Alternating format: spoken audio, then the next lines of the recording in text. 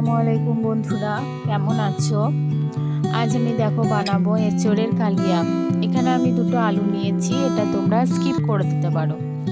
এরপর একটা ব্লেন্ডারে আমি একটা পেঁয়াজ, একটা টমেটো আর দুটো ছোট কাঁচা লঙ্কা নিয়েছি। সবগুলোকে একসাথে পেস্ট করে নেব।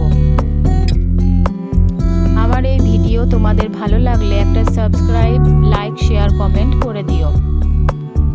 এরপর দেখো আমার পেঁয়াজ পেস্টটা তুলে নিলাম। তারপর একটা কুকারের মধ্যে এঁচোড়গুলোকে দিয়ে আমি একটু ভাপিয়ে নেব। এরপর আমি আলুগুলোকেও একটু ভাপিয়ে নিয়েছি।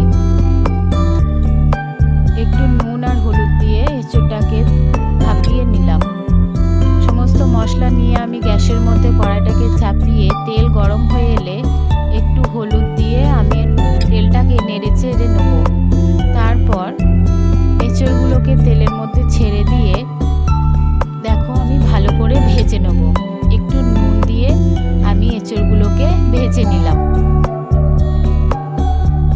এঁচোড়গুলো আমার ভাজা হয়ে গেছে, এবার তুলে নেব।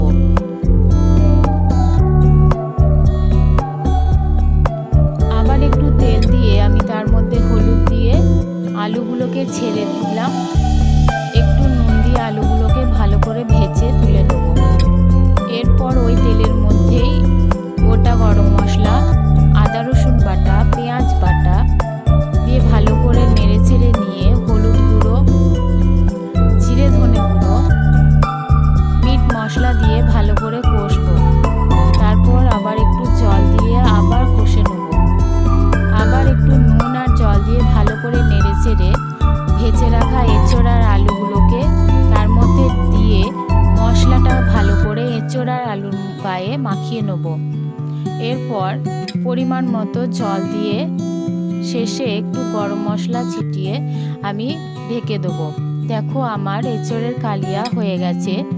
ধনেপাতা দিয়ে আমি রেখে দেবো।